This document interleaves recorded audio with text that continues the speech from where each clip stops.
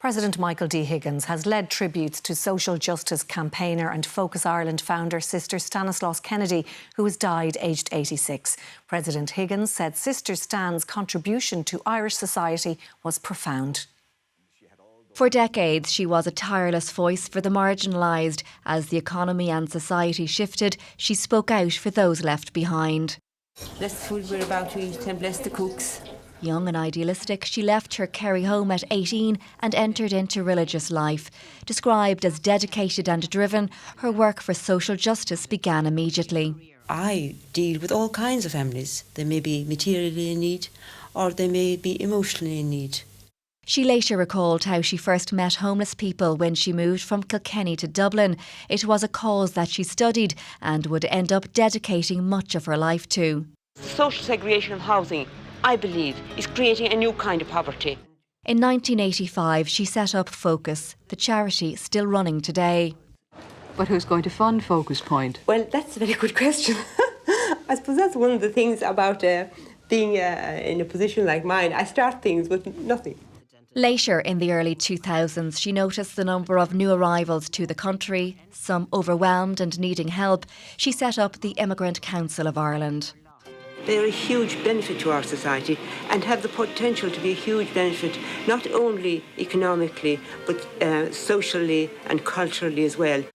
But it was tackling homelessness that remained a constant, taking on governments and others along the way, her message remaining consistent. What we really, really need is permanent homes for families, not short-term homes. When she set up Focus 40 years ago, she believed homelessness could be solved within a decade. The problem, though, persisted. So too did her campaigning. A home is a basic human right. We're heartbroken today indeed. It's a very sad day. She was our guiding light. She was our founder. It's our 40th anniversary this year. Focus Ireland was founded back in 1985. In a statement, the Religious Sisters of Charity said Sister Stan was a powerful voice for compassion, equality and systemic change throughout her life. The charity said her legacy of a life dedicated to the service of others in need will continue to inspire. Well, staying with that, we're joined now by former President Mary McAleese. Thank you so much for joining us on 6-1 this evening. You, of course, knew Sister Stan quite well. She was a woman of the church, but also very much an individual. What was it about her that propelled her to look after the most marginalised people in our society? Well, I've known Stan for over 40 years, almost 50 years now, and watched as she became an absolutely seminal national engine of activism on behalf of so many overlooked people, the poor, the migrants, the immigrants, and in particular, of course, the homeless. And she did that. What was the fuel of that engine? I thought the Archbishop Emeritus of Dublin this morning in a radio interview just put it very simply and accurately when he said love. Love was at the core of her very, very being. That love of the poor never left her. It just increased in magnitude as their needs increased. That's who she was. She was a person of utter, absolute devotion and devoted activism on behalf of the marginalised, the overlooked. And as we know in particular, we associate her in particular with the homeless and the immigrants. And homelessness, immigration, they're still among the biggest challenges we have in our society, despite the wealth that we now have in our country. Did she ever think that those issues, those challenges that we had, would be solvable? She did, you know. She always believed they would be soluble, and that's why she kept on working, even when they got bigger and bigger. We can't forget, of course, that she was hugely successful in the work that she created and in the organisations that she created. She has left a very, very powerful legacy of excellent organisations that will continue the work until the problems are solved. But yes, she believed they were soluble. I remember having a great conversation with her quite a few years ago, I think during the Celtic Tiger years, when things sounded really wonderful. And for just one golden moment, she thought that we were on the brink of solving homelessness. That never happened, of course. And in fact, the problems increased. And to this very day, where we're talking about now somewhere between 5,000 and 6,000, if not more, children who are homeless. That broke her heart, you know, but not enough that it would break her resolve.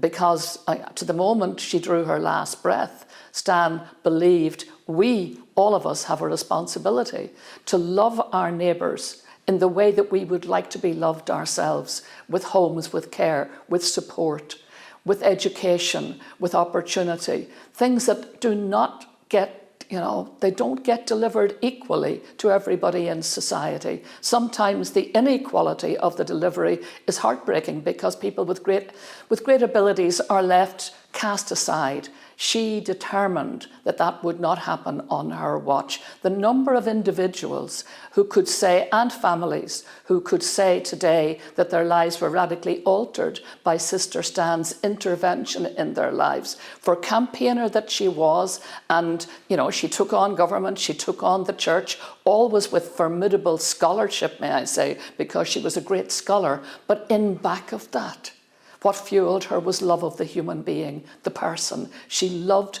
people, and in particular, that love just grew and grew and grew in the company of the poor. They were her fuel.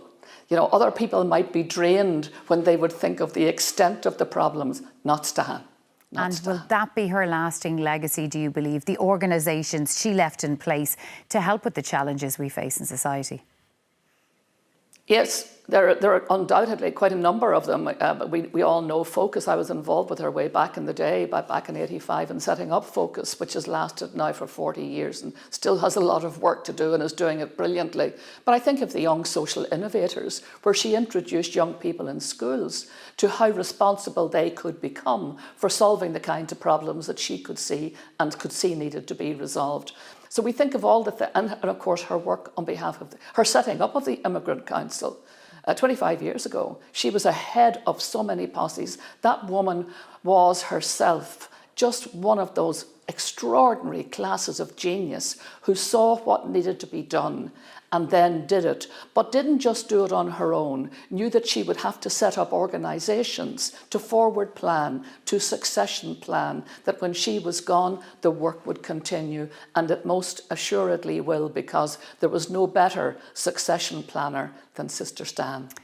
Mary McAleese, thank you so much for joining us on 6-1 this evening, and our condolences to you and everyone for whom she was a leading light. Thank you.